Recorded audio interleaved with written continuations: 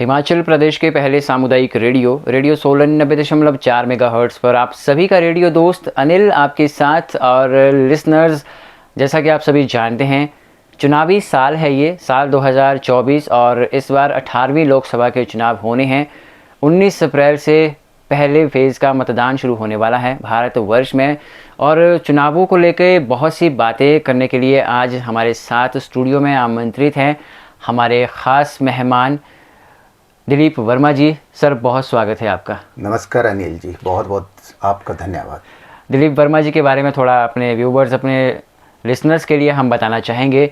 इन्हें पिछली साल राज्य स्तरीय अध्यापक पुरस्कार से सम्मानित किया जा चुका है हिमाचल सरकार की ओर से, और वर्तमान में ये बतौर लेक्चरर अपनी सेवाएं दे रहे हैं।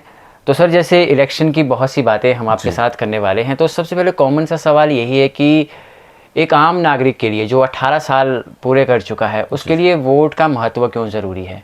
अनिल जी, मैं बताना चाहूँगा कि एक जो वोट की इम्पोर्टेंस है, एक आम नागरिक के लिए बहुत ही ज़रूरी है। उसको अपने जो वोट का अधिकार है उसके बारे में पता होना चाहिए जी। क्योंकि इसकी जो मैं कह सकता हूँ कि जो हमारा दुनिया का एक खूबसूरत लोकतंत्र हमारे भारतवर्ष का है, तो उसको स्ट्रेंथन करने के लिए, इसको और ज़्यादा सुदृढ़ करने के लिए जो हमारी वोट की अहमियत है, बहुत इसमें इसकी अहम भूमिका रहती है अनिल जी। जी। और सर, कुछ एक रिसर्च मैं कर रहा था, अगर हम साल 1988 से पहले का दौर देखें तो उस समय वोट डालने की उम्र 21 साल थी। जी। 21 साल से 18 साल कब ये की गई? जी, बहुत अच्छा क्वेश्चन है जी। अनिल जी, मैं बताना चाहूँगा कि जिस तरीके से, जैसे हमें मालूम है कि 26 जनवरी 1950 को हमारे राष्ट्र का जो है संविधान को लागू किया गया और हिंदुस्तान एक सेकुलर डेमोक्रेटिक कंट्री बन गया। समय के साथ साथ इसमें कई तरीके से अमेंडमेंट किए गए। तो उसी तरीके से मैं बताना चाहूँगा कि जो 1988 में 61 अमेंडमेंट किया गया, हमारा जो कॉन्स्टिट्यूशनल उसमें अमेंडमेंट, संविधान में संशोधन किया गया, 61वां संशोधन, उसमें की जो 21 वर्ष की जो एज थी वोटर की, उसको रिड्यूस किया गया और उसको 18 वर्ष रखा गया, ताकि 18 वर्ष से ऊपर के जो जितने भी भारतवर्ष के नागरिक है वो अपने मताधिकार का प्रयोग कर सके अनिल जी। जी।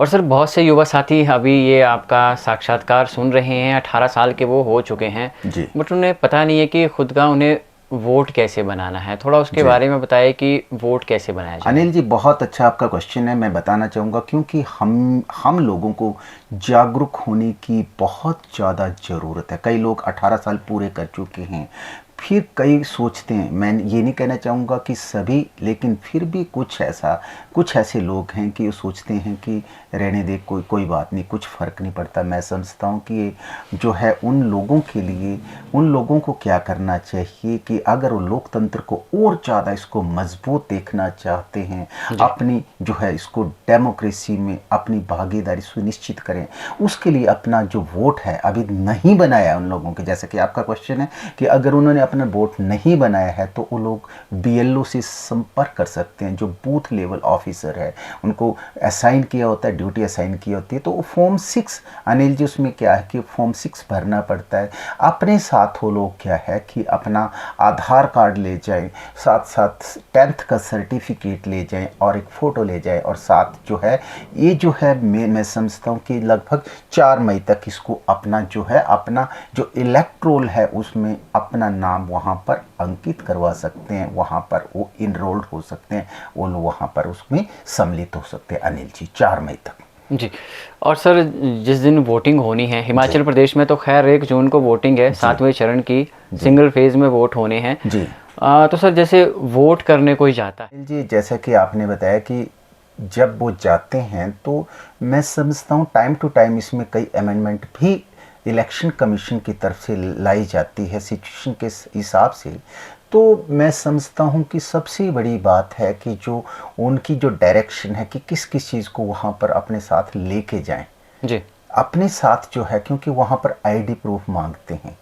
कई बार क्या करते हैं BLO वहाँ पर इलेक्ट्रोल में सीरियल नंबर वाली पर्ची देते हैं तो वोटर क्या करते हैं, उसी पर्ची को लेके जाते हैं। तो वो मैं समझता हूँ कि वो आईडी प्रूफ की वहाँ पर जो प्रेसाइडिंग ऑफिसर है, यहाँ पर जो पोलिंग पार्टी है, उनको डिनाई कर सकती है, क्योंकि उनको एथोराइज किया होता है कि क्या क्या चीज़ें अपने साथ लेके जाएं। उनको डायरेक्ट किया जाता है, जैसे कि आपने वोटर आईडी है, ड्राइविंग लाइसेंस है, या फिर और कई तरीके से उनको अपने साथ जो है पासपोर्ट है और आईडी, जो इलेक्शन कमीशन जो है हमारे हिंदुस्तान के, उनके डायरेक्शन के मुताबिक समय के अनुसार वो बदलाव भी होता रहता है। लेकिन मैं उन लोगों को ये कहना चाहूँगा कि अपनी वोटर आईडी जो उसमें मेंशन है ज़रूर लेके जाएं, ताकि वहाँ पर उनको कोई रुकावट, कोई मतलब उनको कोई परेशानी फेस ना करना पड़े। जी सर, प्रकृति की गोद में बसा है हमारा हिमाचल प्रदेश और 77 लाख के आसपास पॉपुलेशन है हमारे हिमाचल प्रदेश की। जी। यहाँ पे सवाल आपसे थोड़ा ये है सर कि फ़िलहाल हिमाचल प्रदेश में कितने वोटर हैं? हाँ, बहुत अच्छा क्वेश्चन अनिल जी। मैं बताना चाहूँगा, जैसे आपने बताया कि 78 लाख के करीब हमारे हिमाचल प्रदेश की आबादी है। एक खूबसूरत प्रदेश है हमारा हिमाचल।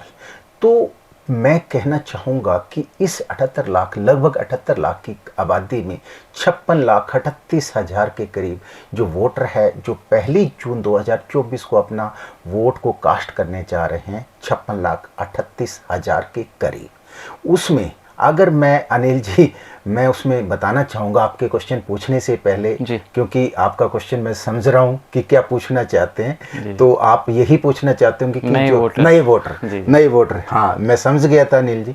तो नए वोटर की जहाँ तक हम बात करते हैं, तो नए वोटर्स जो है, जो 18 साल जिनकी एज कंप्लीट हो चुकी है, तो इस वर्ष 1,38,000 के करीब जो है वो अपने वोट का प्रयोग करेंगे, अपना मतदान करेंगे, अपने मत का जो उनको अधिकार दे के रखा है 1,38,000 के करीब, जिसमें मेल और फीमेल और थर्ड जेंडर शामिल है। अनिल जी। जी sir, election commission of India समय समय पर जो मतदाता होते हैं उनके लिए कई तरह की सुविधाएं देते हैं, खासकर जो स्पेशल केसेस में रहते हैं, जो अपंग हैं, दिव्यांग हैं, बुजुर्ग हैं, थोड़ा उनके लिए भी बताएं कि इस बार क्या कुछ इलेक्शन कमीशन ऑफ इंडिया सुविधाएं देने जा रहा है। हाँ, जिस तरीके से हमारे निर्वाचन मुख्य जो हमारा जो चुनाव आयुक्त की तरफ से, इलेक्शन कमीशन ऑफ इंडिया की तरफ से जैसे डायरेक्शन मिलती है, जैसे मैंने पहले बताया कि समय समय के अनुसार डायरेक्शन चेंज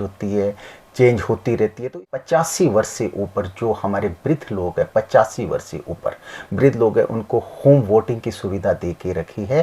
तो वो लोग क्या के फॉर्म भर करके वहाँ से अपना वोट वहाँ कास्ट कर सकते हैं। उनको होम वोटिंग की सुविधा दे रखी है, ताकि उनको मतलब कोई परेशानी का सामना ना करना पड़े। जी, बहुत से लिसनर्स आपको रेडियो के माध्यम से भी सुन रहे हैं, इस स्ट्रीम के माध्यम से आपको देख भी रहे हैं, तो क्या कुछ स्पेशल मैसेज है आपका उनका? मेरा मैसेज अनिल जी, मैं यही बताना चाहता हूँ कि एक आपके लिए एक स्पेशल प्रिविलेज है। अगर हम लोकतंत्र को और मजबूत से मजबूत देखना चाहते हैं और हिंदुस्तान को एक बोलती है ये पूरे जो है संसार में नंबर 1 पे देखना चाहते हैं, तो अपने लोकतंत्र को मजबूत बनाएं और वोट का जो आपका अधिकार दिया है, जरूर वोट का इस अधिकार का प्रयोग करें। बहुत शुक्रिया सर आपका इन तमाम बातों के लिए। धन्यवाद Anil ji, thank you very much.